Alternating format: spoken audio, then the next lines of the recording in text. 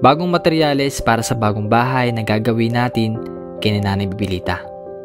Ang mag-asawang may sakit at nakatira sa barong-barong na bahay. Nakumot at sako ang kanilang dingding at butas na bubong. Na kapag umuulan ay nagpapayong na lang raw sila sa loob ng kanilang tahanan. Dahil nga sa hirap ng buhay, nagtitiis na lang sila. Ang mahalaga raw ay mayroong masisilungan. Kaya ngayong araw ay ating sisimulan ang pabahay para sa kanila na masisigurado natin na hindi na sila mababasa pa.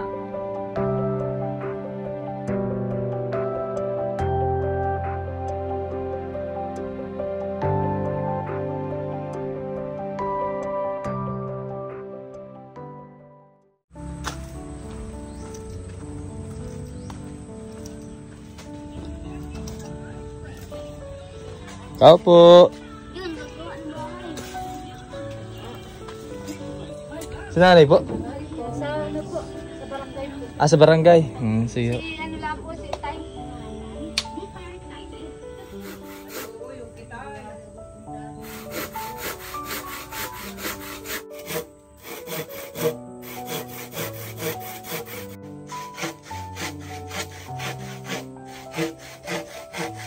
So mga kabayan, at nandito kami kay Nanay Bibilita para gawin na po yung bahay na gagawin para sa kanila. Ayan, so ito po yung unang araw at medyo okay na rin naman panahon ngayon at di na ganun maulan at wala ng bagyo. Ito yung panglimang pabahay dito sa Oriental Mindoro, no? So kahit pa paano marami na rin ang nabibigyan ng ganitong tulong. Hindi dahil din po sa ating sponsor si Ma'am Betty, kasi lahat po ng titbin na pabahayan natin ay si Ma'am Betty po ang sponsor natin, no? Maraming salamat po, Ma'am. Sana hindi kayo magsawang tumulong sa mga kababayan ko dito sa Oriental Mindoro at sa lahat ng mga tao na nangangailangan. Maraming salamat. So kasama natin ngayon si Tatay Rene, and so siya naman po palagi yung tagagawa natin at ako yung helper. Yan, kahit paano mabilis din. So actually siguro ako ito ng mga 1 linggo. Plano lang dito ay parang gawin kay Ate Bebelin na bahay. So ito yung pinakang kwarto. So 8 feet yung pinakang kwarto ni Nanay Bibilita dito. Yung the rest ay kusina, 5 feet. Bali ang haba po nito ay 13 feet. Then 13 feet by 8. So lalagyan namin ng pinakang semento yung pinakang kusina. So unang-unang gagawin namin yung pinakang kwarto muna. Sinimulan na nga namin ang paggagawa ng bahay. Bali nga ang plano dito kapag naitayo na, sa kabubuhusan ng semento ang bawat haligi para mas lalong tumibay. At sa panglimang babahay nga ay alam na ni Tatay Rene ang gagawin, kaya medyo napabilis na rin. Kahit pa asis-asis rin tayo, madami na rin natutunan sa paggawa. Mga 10 pabahay pa nga tayo na mismo ang gagawa. At ang sarap rin talaga sa piling na meron na naman tayo mabibigyan ng ganitong tulong na talagang pinapangarap lang noon na ngayon ay natupad na. Kaya salamat din talaga sa mga taong sumusuporta na nanonood ngayon. Salamat po. Isa kayo sa dahilan kung bakit ako nagpapatuloy. At lalong-lalo na sa ating sponsor na si Ma'am Betty na ginawang posible ang mga pabahay na ito. At sa mga anonymous sponsors na tumutulong din sa iba natin tinutulungan, maraming salamat po. Sa tuwing may pabahay rin na gagawin ay kaming dalawa lang talaga ni Tatay Rene ang gumagawa. Kaya salamat din talaga kay Tatay Rene na tinutulungan tayo sa ganitong misyon.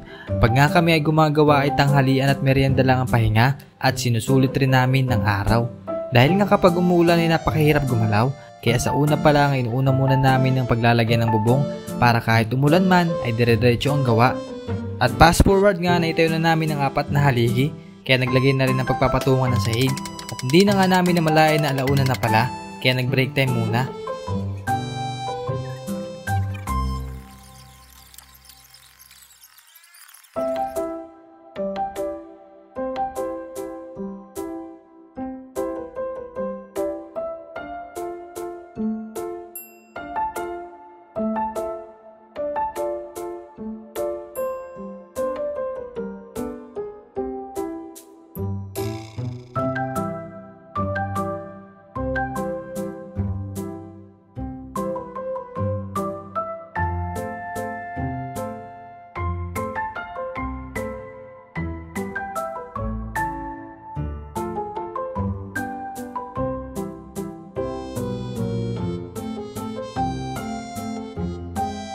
Habang busy nga si Tatay Rene ay naayos ko na rin muna ang kawayan. Ito kasi yung gagamiting pangsahig sa kwarto, kaya agad kong pinutol at hindi rin pala biro ang magkahis nito. Pero masaya pa rin tayo kasi na-experience natin yung mga ganitong bagay at mas lalo pa tayo natututo. At salamat sa ating Panginoon na binigyan tayo ng lakas upang gawin ito at ingatan kami sa paggawa ng bahay.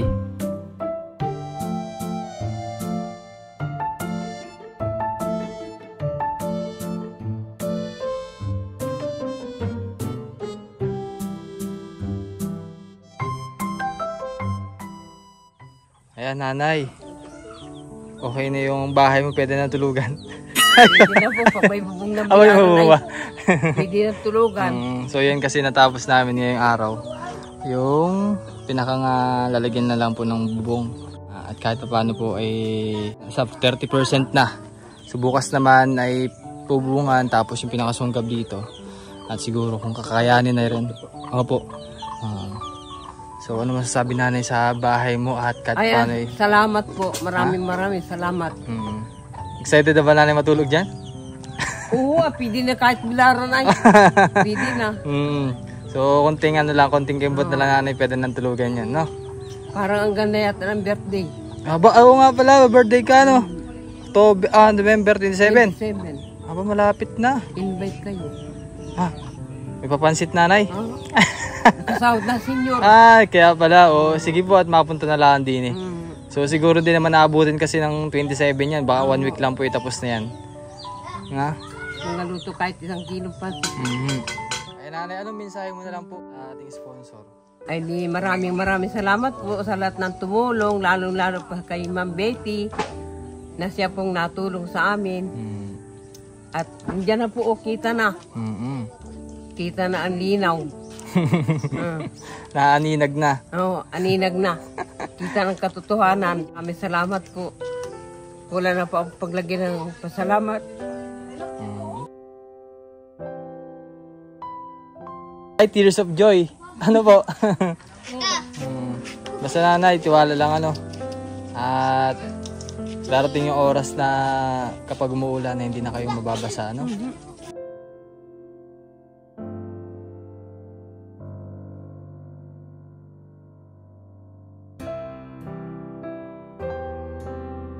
Hindi ka na problema sa titirhan mo. Sa ulan. Opo. Ayan, so mga bayan, at ito po yung update natin ngayon kay Nanay Bibilita. At kahit paano naman po, unti-unti na natatapos yung bahay niya. So malaking katulungan na rin po sa kanya dahil na hindi na sila mahihirapan yung mag-asawa pong may sakit si Tatay Judo Rico at si Nanay Bibilita. So maraming salamat po muli sa ating sponsor na si Ma'am Betty na patuloy din po sumusuporta sa ating mission dito sa Oriental Mindoro. At maraming salamat po at mag-ingat kayo palagi. So, ayun po, maraming salamat po sa inyong panonood at salamat po sa inyong suporta sa lahat ng aking ginagawa ng charity works. So, hanggang dito lang muna update natin. At thank you very much po. Bye-bye. Bye-bye na kayo. Bye-bye Tutoy, bye-bye.